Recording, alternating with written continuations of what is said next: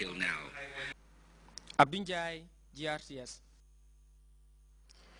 His Excellency the President has paid a visit to the Maintenance Service Agency to examine the fleet of vehicles and equipment presented to the National Disaster Management Agency by the Japanese government to support disaster mitigation endeavors in the country. Chief Professor Haji Dr. Yehya Jammeh used the opportunity to encourage early preparation for the upcoming rainy season, whilst warning against profiteering by those who so deliberately exploit resources by building structures on waterways and such increasing vulnerability to flash floods. The President also revealed ongoing plans to ensure the presence of solid disaster mitigation teams in the regions that are prone to flooding. We hope to bring you that report in our 10 o'clock news bulletin. The Gambia Red Cross Society has budgeted an amount of $275 million for a range of disaster management and emergency relief response programs for the period 2013 to 2017. The disclosure was made at the unveiling of the relief body's 5-year strategic work plan. Baukar Kamara has the rest of that story. A view of 2012 achievements anchored on the establishment of a humanitarian organization founded by Jane Henry Donant in 1864. With undiminished achievements still throwing their weight on the Red Cross movement is a 5-year strategic blueprint. With 21 employees and over 30,000 volunteers, the Gambia Red Cross Society has a remarkable record of disaster management, relief and voluntary services, particularly during the rainy season when disasters become imminent. As they launch a 5-year strategic work plan, the humanitarian organization is seeking for $275 million budget to effectively relieve drought and food shortage for anticipated 300,000 people likely to become disaster victims in the next 5 years. Baukar Kamara, GRTS. Members of the ECOWAS network of ministries of education, focal points for school health, nutrition, and HIV and other stakeholders are meeting in Banjul.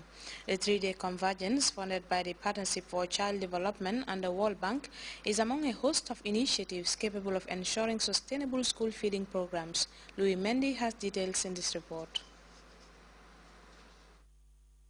From the ECOWAS network of ministries of education, focal points for school health, nutrition, HIV and AIDS, and stakeholders are in Banjul for a 3-day seminar convened to respond to the continent's ever-growing need to strengthen awareness and understanding of strategies for sustainable school feeding programs. The 13-member country delegation joined by their hosts are discussing a new approach called a homegrown school feeding within the context of national school health and nutrition programs.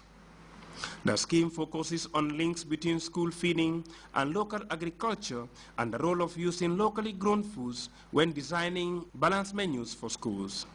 Mrs. Ami Kolembai, the Director of Basic and Secondary Education, said the involvement of her ministry in this network is crucial, given that it provides a unique contribution to health and agricultural interventions that have significant impact on the performance of school children.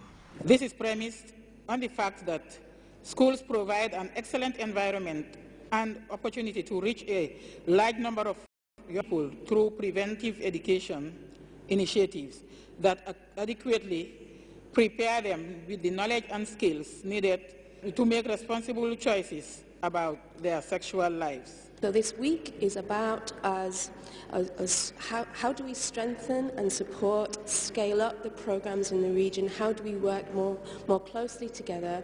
How do we share experiences? What's good practice? What roads have we gone down that we really shouldn't be going down? The objective of the Banjul Convergence is to share experience and take stock of the status of the implementation of school feeding programs with a view to having a paradigm shift in favor of a nationally owned school feeding program with the recognition of the fact that countries are at different levels in this important journey. Sourcing food locally, homegrown school feeding, has an additional food security benefit by providing a source of effective demand for local smallholders. Set against these economic and social benefits are the cost of delivering school meals. School feeding can be a valuable component of a broader approach to addressing food insecurity. Teresita Masquera, head of program WFP, said her office was pleased to be associated with the event. Her primary reason for this is that for the first time, the event is organized where eating what we grow and grow what we eat constitutes the key message towards sustainable development. The initiative is twofold. On the one hand, we will have the opportunity to grow what our children eat, and on the other hand, empower smallholder farmers, mothers' clubs, and all other stakeholder groups by providing a ready market for their produce. The solution for addressing intergenerational poverty is to provide early child development, to provide school health, to provide school feeding, to make sure that these children today, these poor children today, grow up and are fit enough and healthy enough and well-educated enough to find themselves jobs and opportunities going forward. The value of homegrown school feeding is credited for gaining wide recognition among governments around the world, endorsed by African governments under the Comprehensive African Development Program in 2003 and the United Nations in 2005 as one of the quick impact initiatives to accelerate the attainment of the Millennium Development Goals.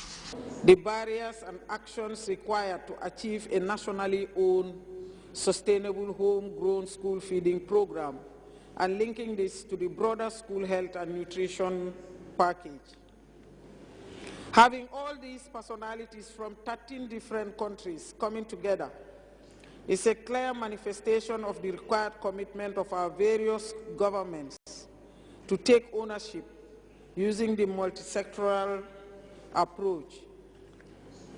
It is also an event which demonstrates the unwavering resolve and commitment of both governments and the World Food Programme to successfully transit from an old model of school feeding program, which largely depends on implementing partners such as WFP to procure and deliver food aid to schools, to one that will be totally and locally funded, managed and monitored. School feeding itself is well recognized as a safety net that alleviates hunger, supports education, nutrition, health and community development. Therefore, with a homegrown school meals, children are assured of a wide variety of nutritious foods. The initiative will also provide farmers access to a sustained market for their produce, thereby increasing their income level. Louis Mendy, GRTS. That report by Louis Mendy takes us to our first break. We'll be right back. Invitation to the commissioning of our new assembly plan. Chief guest of honor, His Excellency the President, Sheikh Professor Dr. Alhaji Yahya AJJ Jammeh. Theme, Economic Empowerment, creating employment opportunities for youths in the Gambia through ICT. Venue, 62 Karaba Avenue opposite the Pipeline Mosque. Date, 8th June 2013. Time, 10 a.m. RLG proudly celebrates His Excellency's 48th birthday anniversary, a true son of Africa. RLG, proudly yours.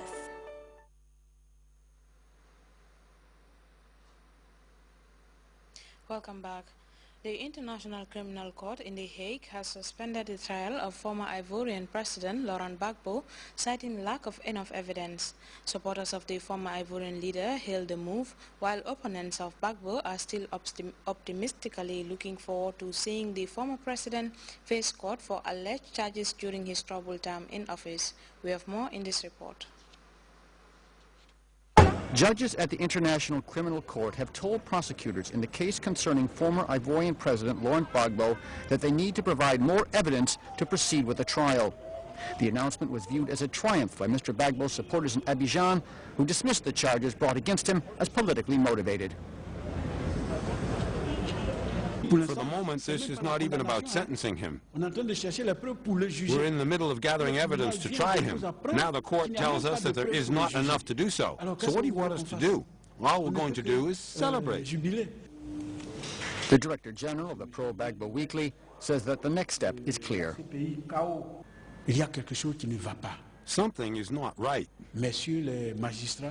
The judges in the International Criminal Court ought to have the courage to follow this through right up to the end and to request that President Bo be released.